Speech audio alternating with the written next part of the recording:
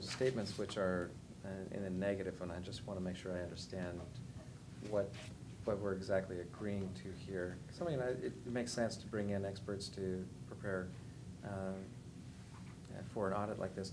But when she says, in addition, I will not perform the necessary procedures as required by the professional standards of the American Institute of Certified Public Accountants to maintain my independence and performance of these services, could you give me sort of an idea of what what that really means?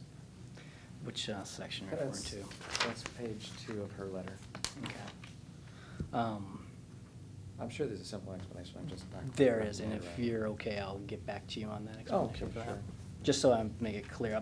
I have a hunch, but I don't want to. All right. If I could guess, I'm guessing that the American Institute of CPAs has different standards than the state auditor's office, and so that may be where she's saying, I'm not going to use their standard. I'll use whatever you need.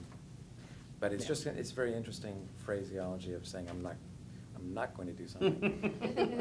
Okay? She's going to cover her bases, so we're good. Yes, please pay me. I'm not going to work for you. All right, good enough. Just curious. Other questions for RJ? Okay, while we're on professional service agreements and finance, I'm going to toss this one to Lloyd. This is one that you don't have on your agenda. And I would ask Mr. Paul Lewis to come up and join us as I pass copies of this around and provide one to the newspaper. It is,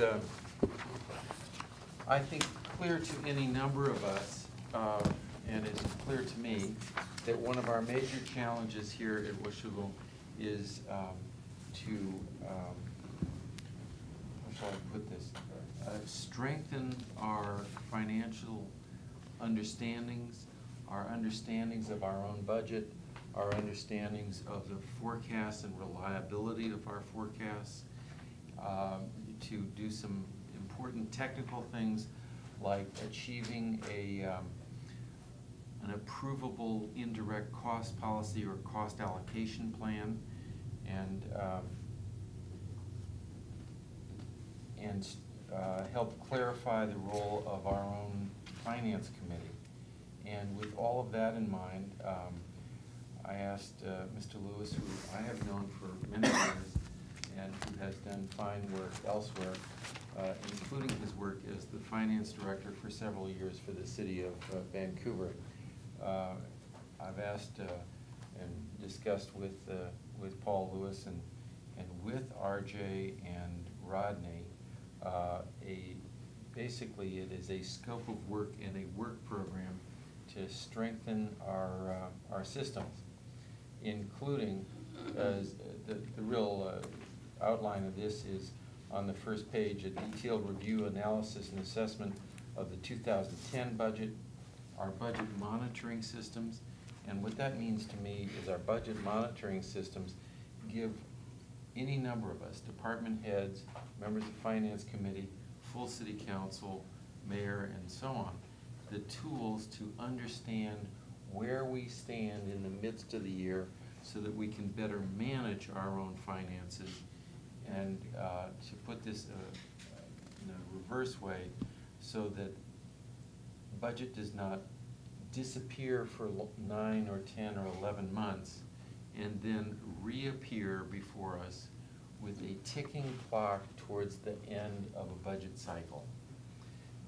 So this is, if I may characterize it, very deliberate and systematic, and I think gives a good deal of foresight to this terribly important thing.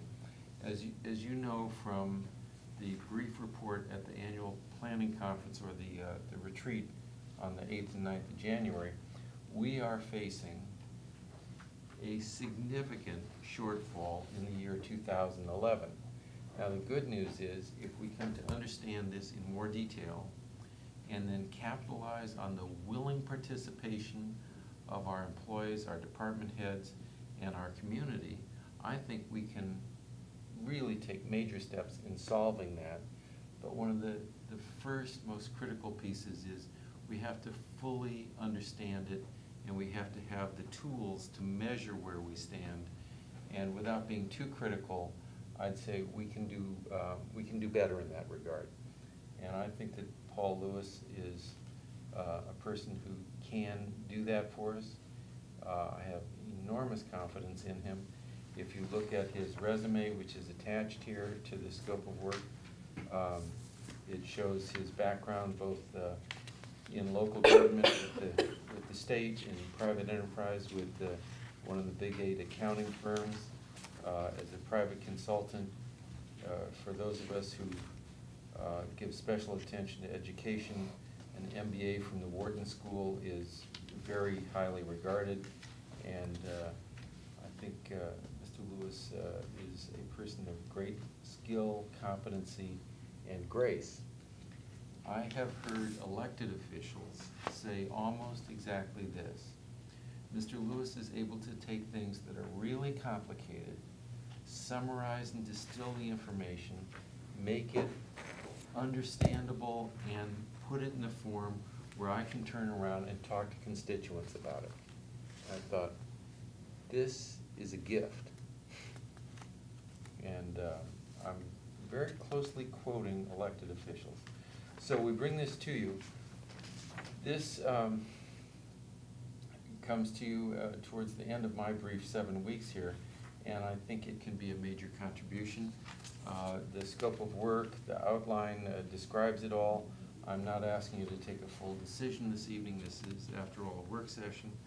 I heartily recommend this to you. There's always a part of me that says, well, what's funding this? Where's the money coming from? It's always a great question. Where's the money coming from? And we Washougal budgeted the city administrator position for, I believe it's 11 months, and I have cross-checked this with RJ. This roughly 20 hours, in the range of 20 hours a week for roughly 2 months, would quite neatly be funded by the, quote, salary savings in the unfilled position during those months. And there's even a buffer left in that, which to me is always important. I think it'll also, if Mr. Lewis has worked for other larger organizations and is really pretty experienced, he will help us with the kind of stability and continuity that I think we all really want. So that's an introduction of the subject. It's in good written form. The recommended action next week would be to authorize mayor to sign a professional services agreement with Mr. Lewis, not to exceed, I think the number here is $19,000, I can look it up, $800. And I wanted to make a proper introduction, introduce the subject, and then pause and wait for questions. Yep. Wouldn't this be something a finance director would be doing generally? As far as keeping us on track and reviewing our budget, and review, analysis, and assessment of our budget and monitoring systems, fund balances. I mean, this seems basically to be what a finance director would be responsible for. Can be and could be. Okay. One of the, I think one of the downsides to what the city's gone through in the last couple of